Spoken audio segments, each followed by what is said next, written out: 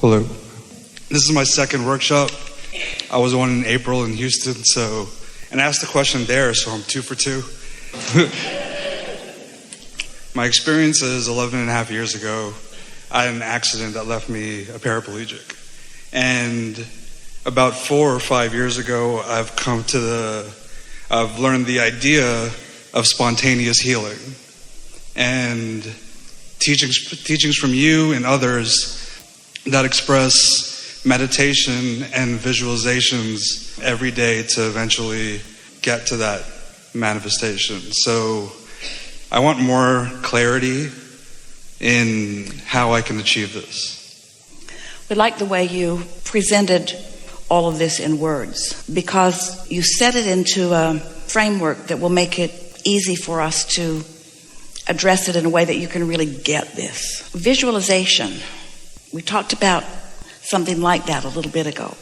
Visualization cannot be lip service. And when you're experiencing a reality that you're trying to visualize around, it usually is. And what most people don't understand is that since every subject is two subjects, it's like a stick with wanted on one end and the absence on the other end. So being able to use your legs on one end and not being able to on the other end. And when what's really most active in your vibration is a reality of what is, and then you try, our friend earlier used the term of try to drive it, you try to think thoughts that are contrary to what you believe, nothing shifts within you vibrationally. It's sort of like, have you ever, we're asking all of you this question, but have you ever been in a discussion with someone, usually someone you really care about, who has a very different point of view on something that matters to you? So you explain what you mean, and they explain what they mean, and then you explain what you mean, and then they explain what they mean, and nothing moves for either one of you. And the longer you go on about it, the more dug in both of you get, and nothing changes. Well, you're like that with your own self.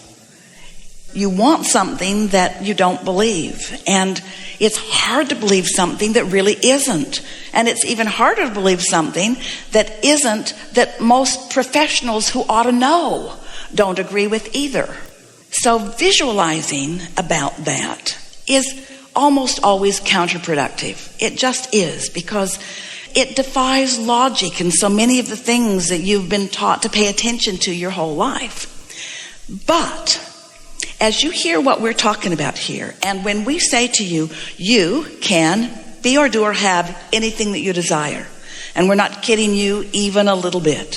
When we say that if this time-space reality has the wherewithal to cause you to give birth to a desire, it has the wherewithal to deliver the full manifestation of that desire, unequivocally. So it's all about attraction. It's all about vibration. So you put your question in the best possible way. So how do I go about this? Help me to understand how to go about this. Well, we think you really heard clearly what we said so far. And earlier we were talking about how, when what you're living causes you to want something different than what you have put that vibration, that request, that intention into this vibrational reality. And the moment you did that, your inner being, who is not hindered by beliefs of the physical, your inner being saw it clearly and purely and unequivocally only as you desire it to be. There's no contradiction in the way your inner being sees this. And therefore, it really is done. It really is done. So now what's your role? Your role is not to contradict with your reality what's done. And that's the tricky part, isn't it? Because reality shows itself to you in vivid ways. So you don't have to always be in that state, just sometimes. That's why meditation is so powerful, because during meditation, you will suspend those hindering beliefs. And you will, every time you meditate, you will allow the dominant belief, the dominant knowing that your inner being holds about that, you will allow that to be the dominant vibration. And under those conditions, it doesn't take much of that before the cells of your body, we are not kidding you, begin to respond to that, not contradicted this. So if you meditated consistently, and you've said, I've heard in your videos that you say maximum 30 minutes. Well, your mind wants to be active, and it isn't necessary to ask your mind to do something that it doesn't really want to do.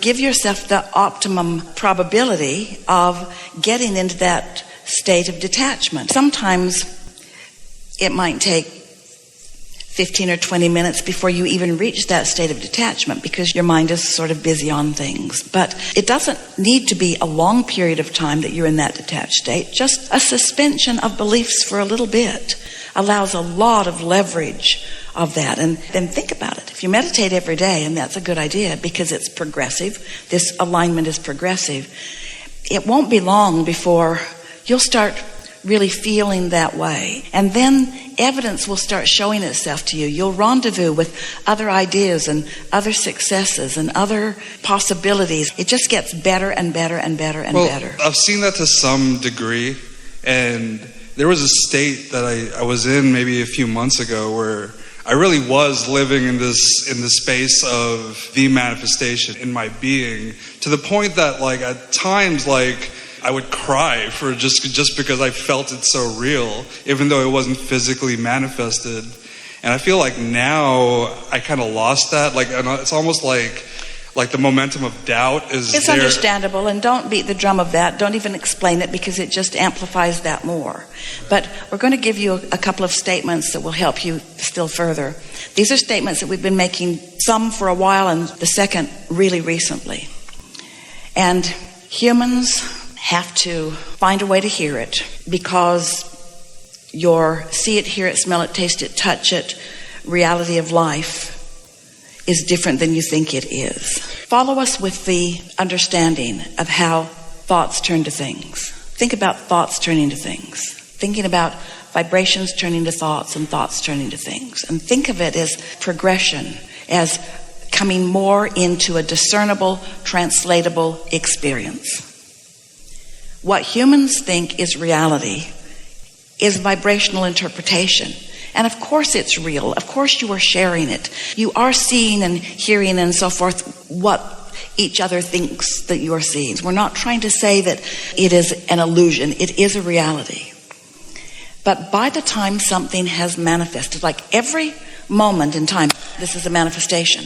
And here we all are perceiving one another. This is a manifestation. And your ability to translate vibration is why this manifestation is for each of you as it is. So here's a manifestation, another,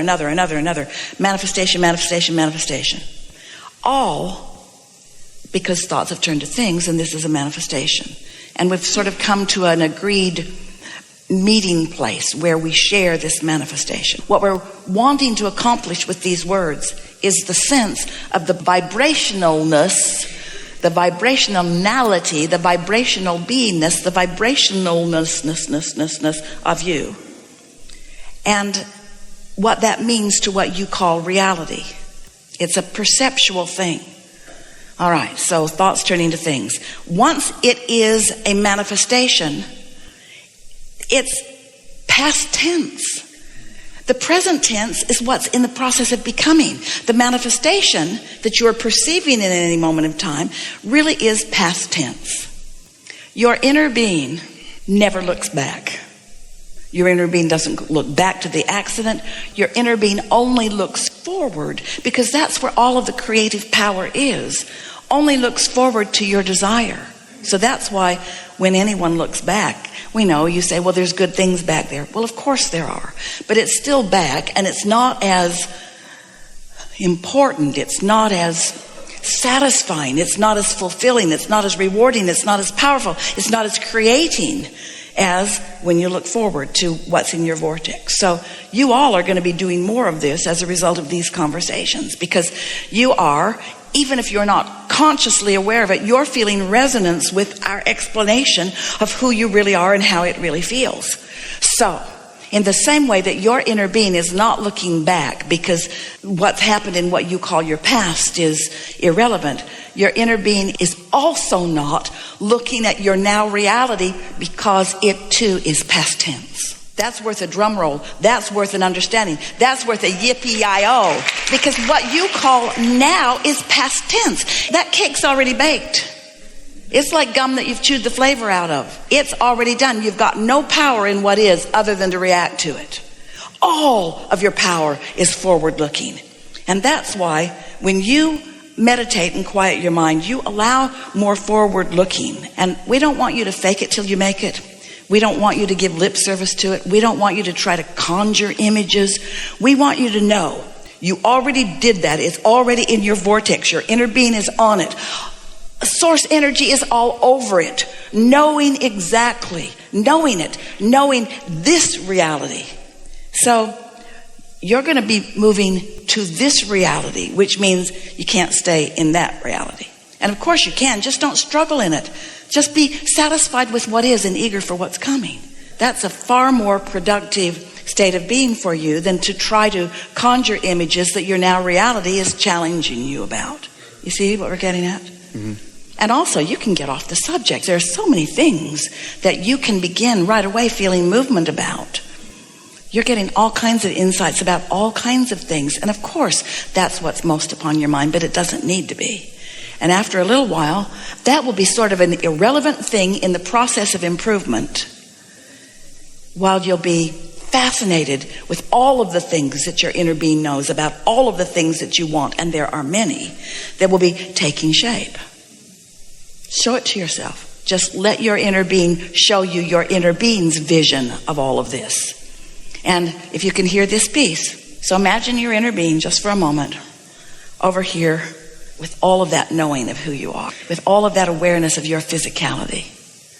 Not one time looking back. Not one time. Not one time saying, we'll move from there over here. No. Here. All attention here. All attention here. Not, let's change that to this. No. All attention here. Because every minute you're looking at what you're trying to change. That's why, as people talk about gratitude, I'm so grateful. And we've been wanting to guide them to a word that's more productive of appreciation. Because in gratitude, there's awareness of what I'm trying to overcome, or an awareness of what I did overcome. In appreciation, it's just that more. Helpful? Yeah, definitely. Yeah. And there are a few other things we want you to know. We've got you outnumbered. So everyone's on it over here. And there's nothing for you to do other than stop doing that thing you've been doing, which is facing reality. Facing what you call as reality. You all need to get clear about what reality is and where it is. And that's a process, right? As we meditate and as we focus on this idea of not focusing on the past, and that's very clever. Focusing on not focusing on the past. That right there, that's the rub right there. I'm going to focus on not focusing on the past I'm not focusing on. No, you're not. You got to change the subject, you see. And that's why that sound in the room, that air conditioner, as uninteresting as it is a pretty good thing to focus on. Because you're not thinking, oh, that sound is not as good as the sound I usually focus on. Or, I wonder if others have better sounds to focus on than I do. You don't go to your normal shortage consciousness thoughts when you're focusing upon something like that. And it takes some attention. In other words, you've got to focus on it, because your mind will wander a little bit and you go, oh, wait a minute. And then you focus again and your mind will wander a little bit and you say, wait a minute. It takes some doing. You think that's better than focusing on your breath? Focusing on your breath is good too. Focusing on your breath is good too. The more detached you are, your breath is kind of personal. I think I have pneumonia.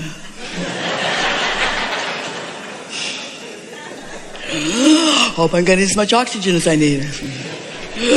What if I hyperventilate? The sound in the room, it's less interesting. Gotcha. Really good. Thanks. Enough?